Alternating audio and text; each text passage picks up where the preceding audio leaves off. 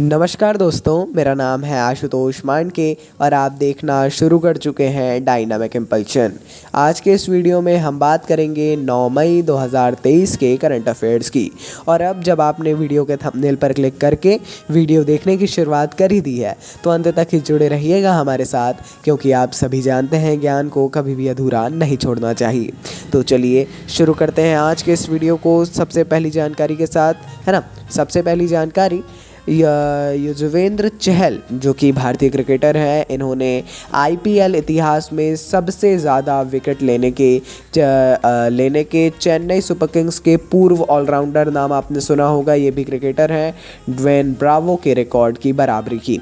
याद रखिए, अभी बराबरी की है ना, अभी की बात कर रहे हैं। ड्वेन ब्रावो की बराबरी की है इन्होंने, क्योंकि सनराइजर्स हैदराबाद के खिलाफ गेंदबाजी करते हुए उन्होंने 4 ओवर में 29 रन देकर 4 विकेट लिए।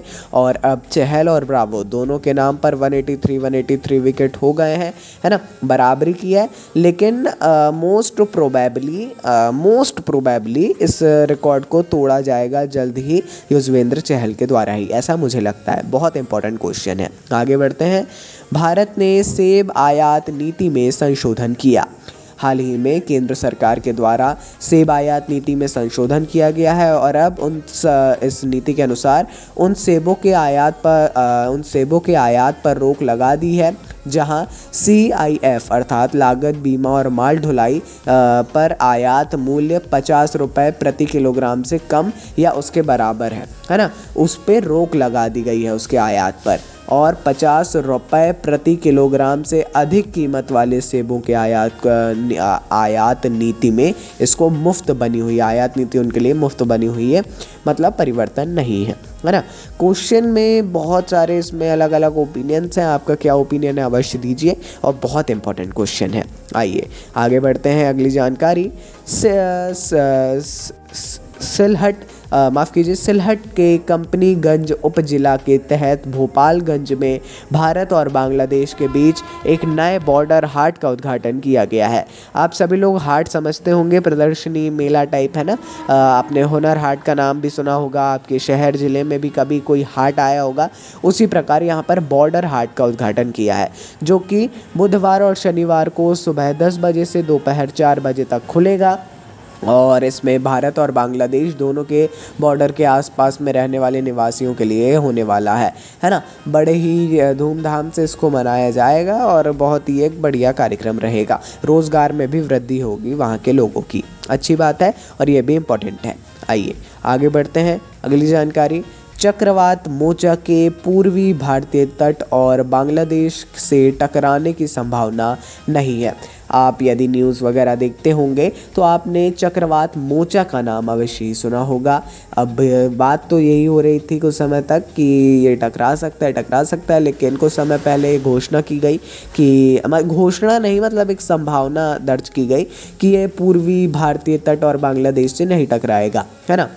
लेकिन इसके बजाय ये चक्रवाती तूफान जो है अपना मार्ग बदलेगा, ऐसी संभावना है बदलेगा, और 13-14 मई 2023 को एक गंभीर चक्रवात के रूप में म्यांमार में लैंडफॉल करने की संभावना है ना।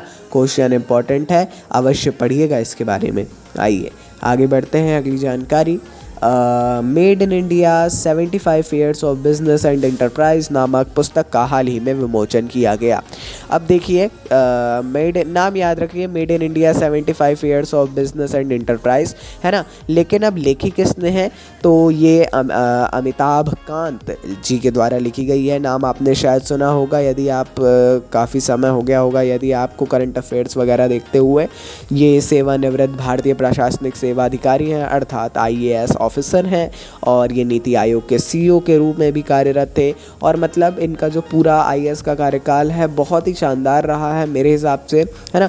पढ़िएगा इनके बारे में कभी, बहुत ही बढ़िया इनका जो भी कार्यकाल था वो काफ़ी मेरे को तो अच्छा लगता है और एक प्रेरणादायक भी होता है। आइए आगे बढ़ते हैं। अगली जानकारी, यूपी सरकार ललितपुर में यूपी का पहला फार्मा पार्क बनाएगी और गौतम बुद्ध नगर में पहला मेडिकल डिवाइस पार्क स्थापित करेगी। 2 यहाँ पे पार्क की बात की जा रही है। एक ललितपुर में वो होने वाला है वहाँ का पहला फार्मा पार्क, और दूसरा गौतम बुद्ध नगर में वो होने वाला है इनका पहला मेडिकल डिवाइस पार्क, है ना। सरकार फार्मा पार्क, यहाँ पे फार्मा पार्क की बात की गई है।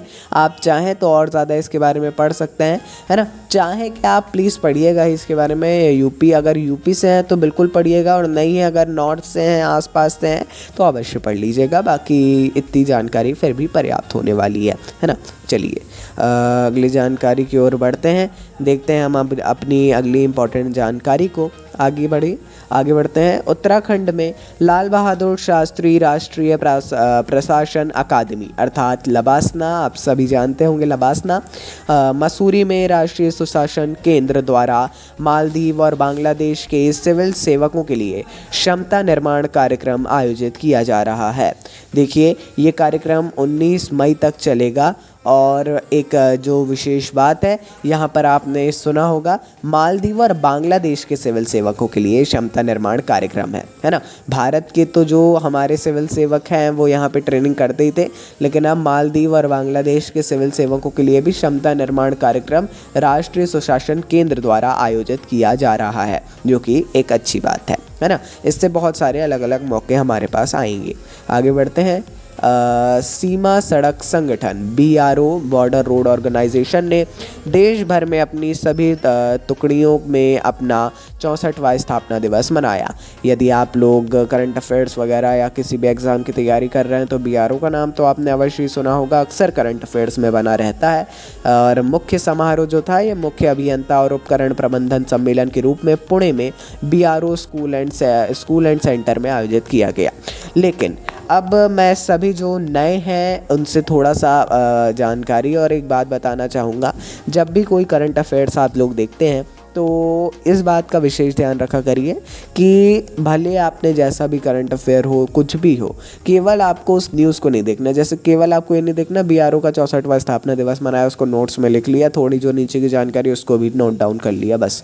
ये कोई भी करंट अफेयर्स नहीं कहलाता है। करंट अफेयर्स का मतलब कुछ और ही है। देखिए कोई भी करंट अफेयर्स यदि आप लोग देखते हैं ना, तो उसके अंदर जाने की कोशिश किया करिए उस न्यूज़ के। मतलब अब आपने देखा BRO, तो BRO क्या है, अब BRO देखेंगे तो BRO में भी वो रक्षा मंत्रालय की एक चाइल्ड ऑर्गेनाइजेशन है। तो रक्षा मंत्रालय की और कौन कौन सी चाइल्ड ऑर्गेनाइजेशन है, सब के बारे में थोड़ा थोड़ा पढ़ें, और उसके बाद आगे एक दूसरी कॉपी में उसके नोट्स बनाए, है ना। यही है एक एस्पिरेंट का काम। और केवल करंट अफेयर्स एक 8 मिनट के वीडियो में आप नहीं जान सकते।